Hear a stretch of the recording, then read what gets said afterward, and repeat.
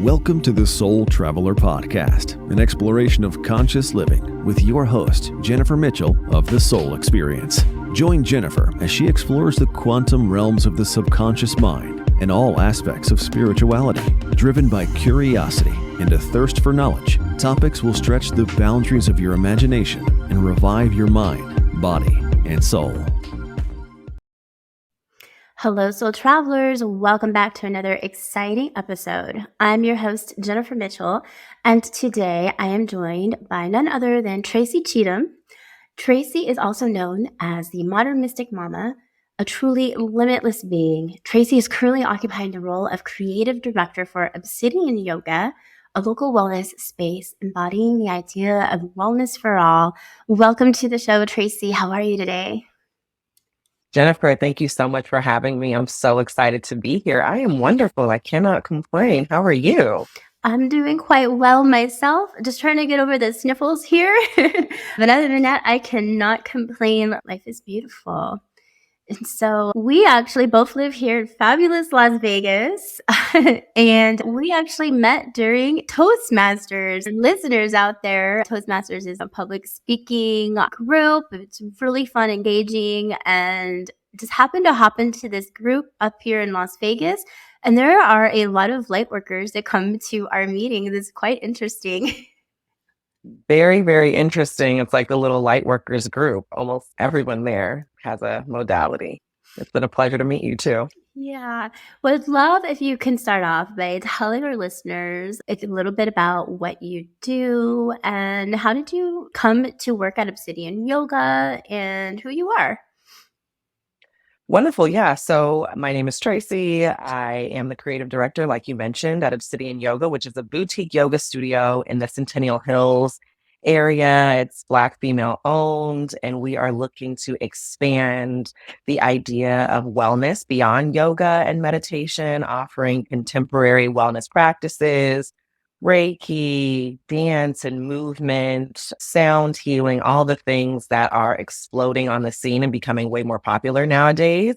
We'd like to have a space for people to come and also create community within their practice, because my belief is that we expand from the self, and the more that we can connect with other people and find safe spaces to be with other people, the better off the whole collective will be. So that's a little bit about what I do, how I came to Obsidian Yoga. My life has been such an interesting journey. I'm going to try to keep it simple. You know what? Honestly, I became a yoga instructor, I want to say back in 2017. I hosted classes in the park. Very kind woman, Patricia Kelly. Shout out to Yoga Candy, as she used to be known. Patricia Kelly is her name. She reached out to me and she said, "Hey, I'm stepping away from private instruction. I have a client that I think that you would really vibe with. And she's also looking to open a yoga studio." And now, mind you, I was working a 9 to 5 at the time. I had a handful of private clients, but I wasn't really in my groove in that space. And so I met the owner, Jennifer Sawyer. We hit it off. We did a 30-day yoga challenge, and the rest is kind of history. We've been putting together a vision, which is very much aligned. Her vision is very much aligned with what I wanted to do. And we put our resources together, my creativity, her experience in business development, and we launched this thing, and we're growing it, and we're hitting the ground running. So that's how I got to Obsidian. Can you tell us a little bit about your spiritual awakening? Is there something in your life that maybe prompted your awakening, or what was the journey been like for you? Oh, girl, let me tell you. Okay, so my spiritual awakening, the awakening piece, I was looking at this, I was reading over this question, and I can honestly say that since a youth, I've been a very sensitive child in my family. I am the sensitive one. Unfortunately, I had to develop coping mechanisms to exist in the family structure. But generally speaking, I've always been very sensitive, and I've always been very aware of that sensitivity. But the defining moment in my journey was 10 years ago. And for me, that feels very important. I've been reflecting on the fact that it was 10 years ago this whole year. But 10 years ago, 2013, I had graduated from college. I had my daughter in college. She was coming up on 3 years old. And I had, after my 25th birthday, coming into 26, I had just come out of one of the most severe depressive episodes that I had ever experienced. Now, being a sensitive person and having all that energy suppressed, depression is, in my opinion, the natural byproduct of that. And I was pretty much aware of just living with functional depression. But 10 years ago, it was the worst that it had ever been. And my friends were concerned. And my daughter's dad actually suggested that I go to yoga. I had never tried yoga outside of just some classes at my college would host, and I enjoyed it then, but I never took it really seriously. But my birthday, my 26th birthday, I hosted a dinner. And now, events wise, anything I do, it's going to be over the top, it's going to be big. I decided to host a dinner for the people that I chose to stay alive for. Everything was paid for. I rented out a beautiful Mediterranean restaurant. I got a beautiful cake. There was an after party, all expenses paid. All people had to do was show up. I think I invited between 15 and 20 people. 7 people showed up for me. 7 people showed up for me, devastating. And the next day, and the people that did show up, some of the people that did show up were not gracious. They weren't very kind. And so that was the moment in which I realized, like, oh, you're really in this thing alone. Like, you really have to reground and root into yourself. And shortly after that, my daughter's dad, who is a good friend of mine, was like, hey, I think that you need to rethink this socialization thing and root down into yourself. He introduced me to yoga, and the rest is in history. Yeah. Now, remind me, are you a Libra? I am. Okay, Girl, that's what I big thought. Libra I energy, thought we Libra had that sun, conversation. moon. Yeah, Libra sun, Libra moon, Libra Mercury, and Mm. Libra Venus. I think they call that a stellium. Yeah, so fellow Libra, and I know, and I bring that up because I know how important socialization is for us, right? Like, I am Yes. extremely social. Like, my friends mean everything to me, and so it's just putting myself like in your shoes as you're telling that story, and you know how devastating that must be. So yeah, I can imagine that at that point, you did need to step back and kind of reflect, to like you said, reflect on, maybe like your crowd or the people who you invited. And so you kind of came to find yoga through your ex, which is so interesting, for a man to be open and kind of push you that way. But it is a beautiful story. Thank you for sharing. And I know that we chatted a little bit before as well about feeling lonely, and sometimes this path, whether of awakening or even in just this world, like we can feel so alone, like we don't have anybody. What do you think contributes to that feeling as far as like awakening? Do you feel like it's maybe like fear of judgment, or when we come out of like the spiritual closet per se? Yeah, I would say there are so many different layers to it. I think fear of judgment is probably one of like the more surface level layers, but I think at the depth of it all, it comes down to self-trust and the truth of being interconnected and the falsehood that alone isn't real. We are all connected, good, bad, and indifference. And I think our life journeys are guiding us to remember that truth. I'm an Aries North node. And so I'm in my nodal return, and I'm spending a good amount of time with Aries. And one of the things that I'm recognizing is that every Aries that I've come across thinks of themselves first. Whereas us Libras, I'll speak for myself, my first mind is community. And so I can say in general, for me, loneliness has come from an imbalance in thinking of others and thinking of myself. And that's probably how I would answer that pretty succinctly. But I do think that there's layers of like self mistrust, again, the falsity of being alone, because what does that even mean? And then what is the fear behind it? What's so bad about being in your own energy and in your own company? I don't know. That's probably what I would say. But fear of judgment, I think, is probably the surface level, the most tangible results of some of those deeper levels of kind of just misunderstanding of ourselves, a misunderstanding of what it means to be in a collective. Yeah.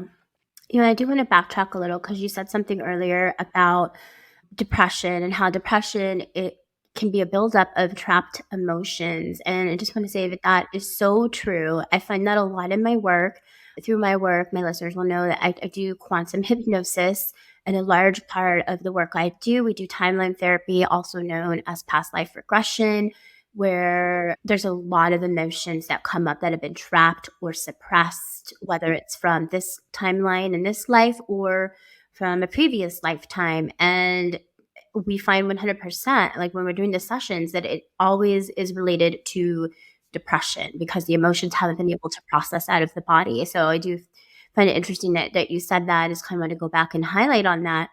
And then also about us being connected. I also find that as well, again, through tying that back to my work, that we all have this consciousness. Consciousness is like a stream, and we all are connected on a subconscious level because time and time again, I hear the same things spoken like under hypnosis, and my clients will all say the same things. I'm like, how is this possible unless we do have a collective consciousness? It's so interesting. Absolutely. Absolutely. I read this book not long ago. It's one of my favorites. It's one of the books that kind of deepened my awareness, Conversations with God.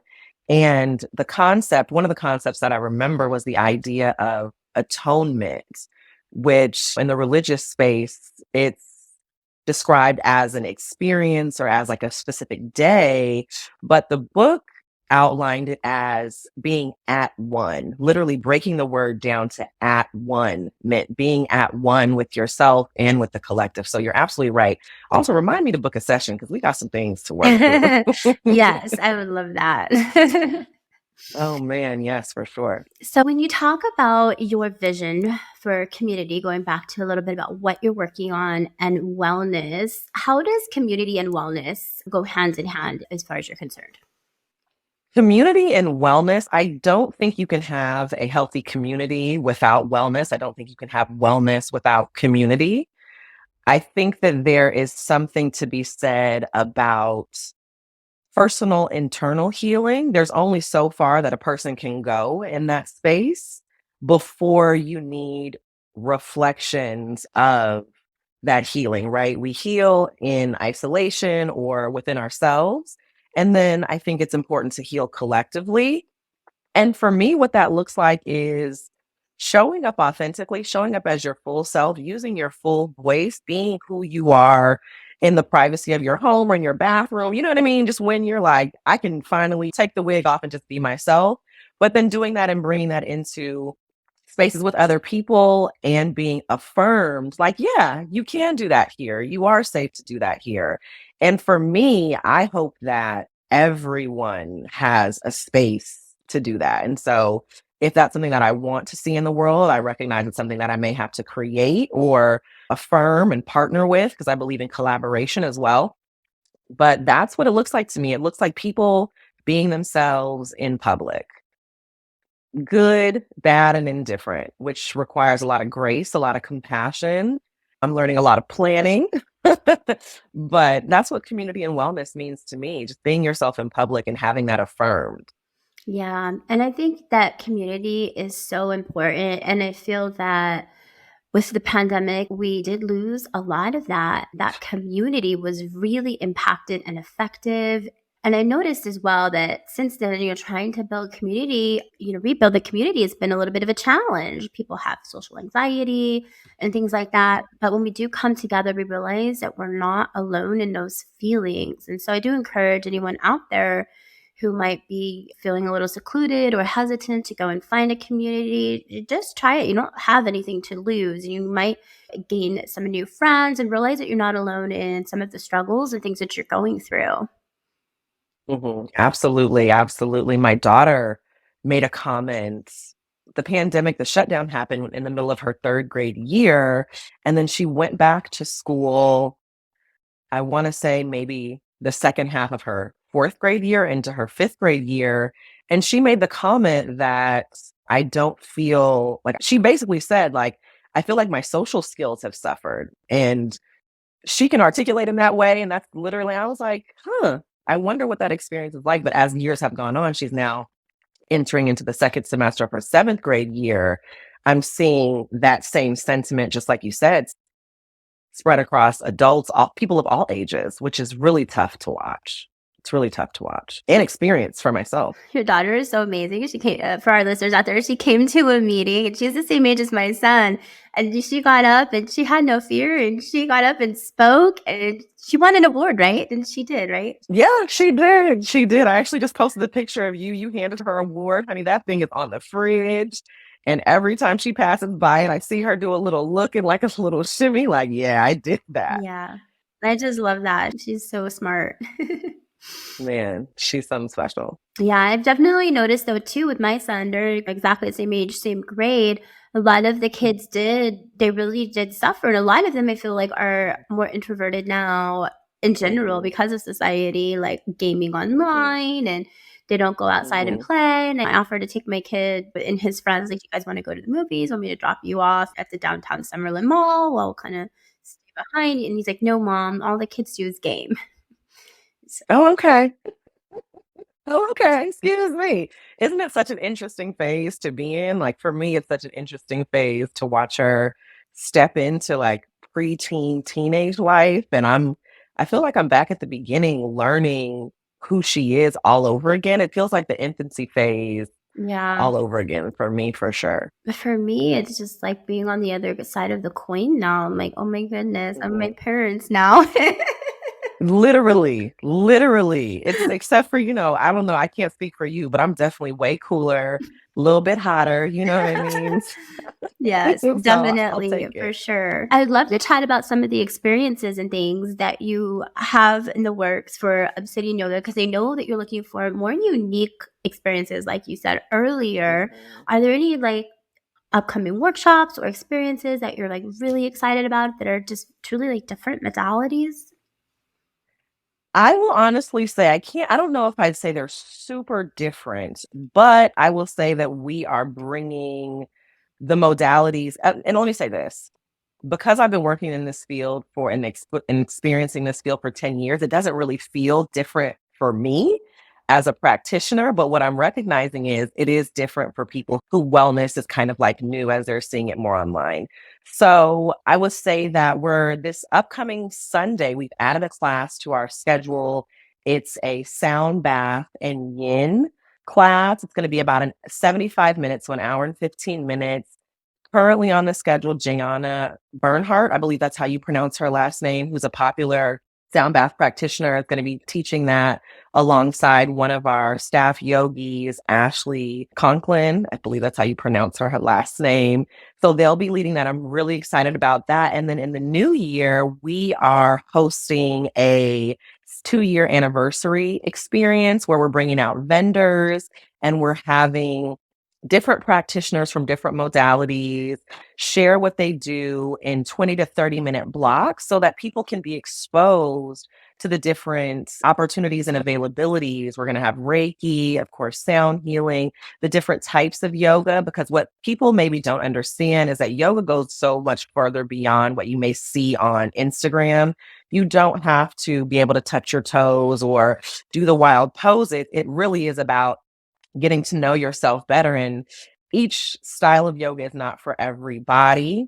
There's going to be a journaling workshop, a meditation workshop. So things that maybe you've seen, we're diving deep into that on that day, that experience. That's going to be the 13th. And then, of course, there'll be vendors and just opportunities to build community. I would love to bring the quantum healing workshop to the studio space. And I know that we're in talks about that.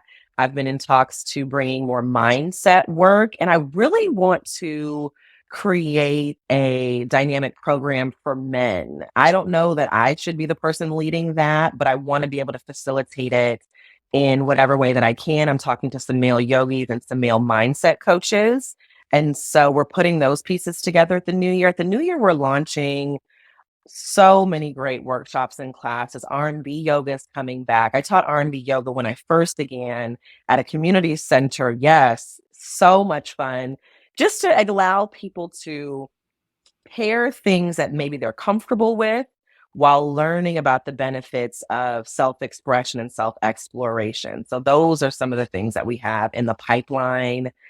What else? I feel like every time I get this question, I feel so put on the spot. I'm trying to think about all of the different things We have that coming. I think those are the main ones that we have solidified. I'm really trying to lock in a somatic release workshop. So Toastmasters, there's a member who hosts a TRE class weekly, and she does really great workshops. And I find, as somebody who has ADHD and struggles sometimes with cognitive behavioral therapy, We'll talk about that in a minute. this work, yes. Oh my goodness. Cognitive behavioral therapy sometimes doesn't work, or it needs to be paired with a more somatic release.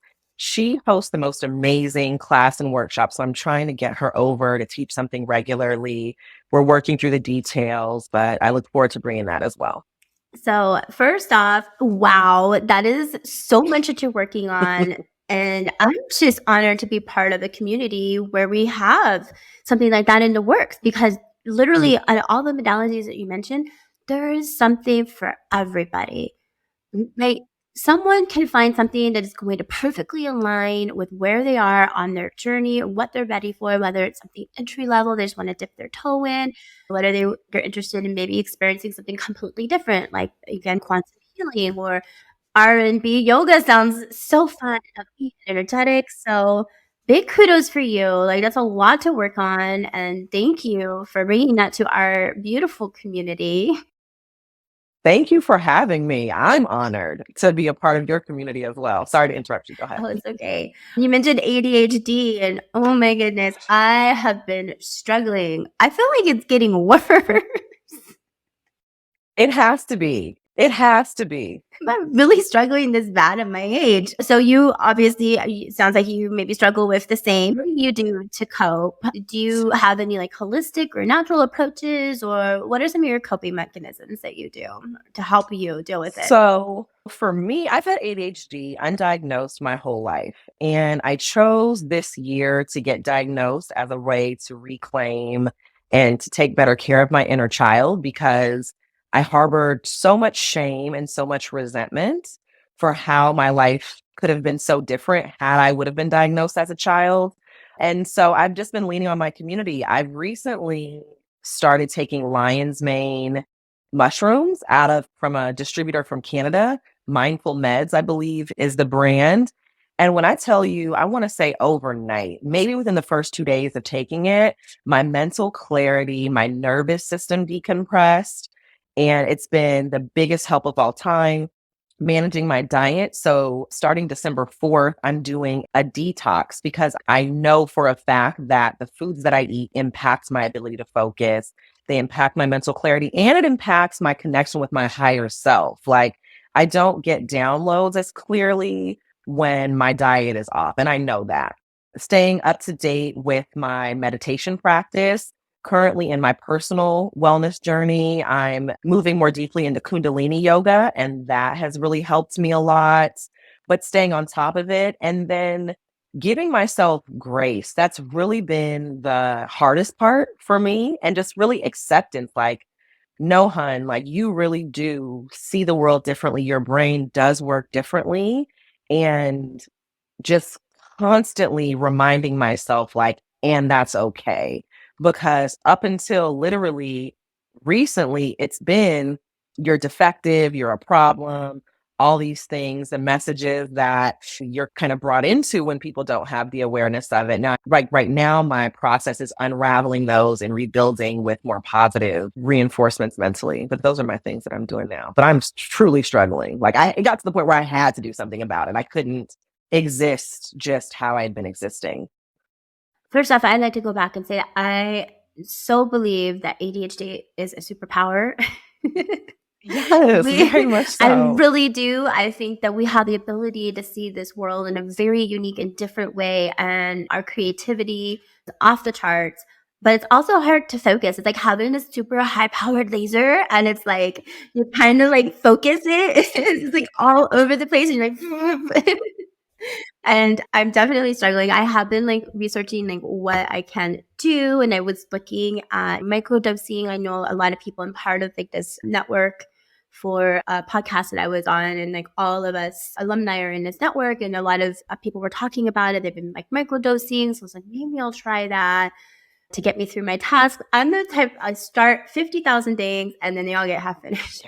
Yes, yes, yes, yes, very much so. And my son is the same way. So I've been really like working with him. And I don't believe in labeling because I don't want him to have that mindset that like something's wrong with him. And I have talked to him, and like some people may refer to this as ADHD, but it's a superpower. We just need to learn to kind of hone it in and work with it. And so that you can use it to your advantage and you see the world very unique in different ways that other people can't. So I've been working with him on that as well. But the struggle is real, girl. It really is. I love that. And I love the fact that you're empowering him because that is going to make all of the difference. It's going to make all of the difference for sure. And I'm taking all suggestions and tips. So let me know how it goes with the micro dosing. Let me know how it goes with all the other things because, yeah, we got to share resources and advice over here. You know what really works for me, as simple as it is list building. Just a simple list and crossing it off. That's like the one thing for me, like pretty much the only thing that keeps me on track is my list. If I don't have a list, I'm screwed. Yeah. I know it's like so simple, but like I just put 5 things down and like I have to cross them off by the end of the day. And if I don't, then I'm like, man. Body doubling has helped, like having someone in the room, even if it's just my daughter, it helps me stay focused because it gives me like enough something to kind of like we can chit chat a little bit and then I'll get back to work. That really helped. That's helped a lot for me too. But I'm going to start with the list. Yeah, something else that helps for me, I know it sounds so silly probably to you, but is like repeating what I'm doing. Like, okay, because I'll start the dishes and I'll start unloading the dishwasher. And then next thing I know, I'm in the fridge and then the dishwasher's open and the water's running. And then I'm over in the fridge and then I'm like, oh, then the laundry beeps. And then now I'm in the laundry and they left the fridge open. So what I do is I'll be like, washing the dishes, washing the dishes. I'm washing the dishes. I keep telling myself what I'm doing. And that really helps. My husband's like, "What are you doing?" I have to keep saying it. Otherwise, I'm going to be all over the place.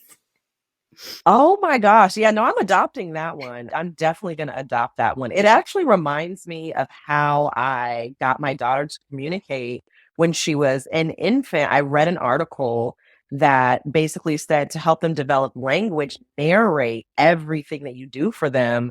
And you mentioned now she's super articulate and she can talk. And so, again, I really feel like this season of my life is back at the beginning, maybe for both of us. So that tip, oh my gosh, you just changed the game for me. So I appreciate you for that. Cause yep, that's the one. That's the Yeah. one. And it works. And I told my son about that because he was struggling with cleaning his room. I'm like, just keep telling yourself, I'm cleaning my room. I'm cleaning my room. Even sing like a little song until it's done. And he came out like 10 minutes later. He's like, Mom, it worked.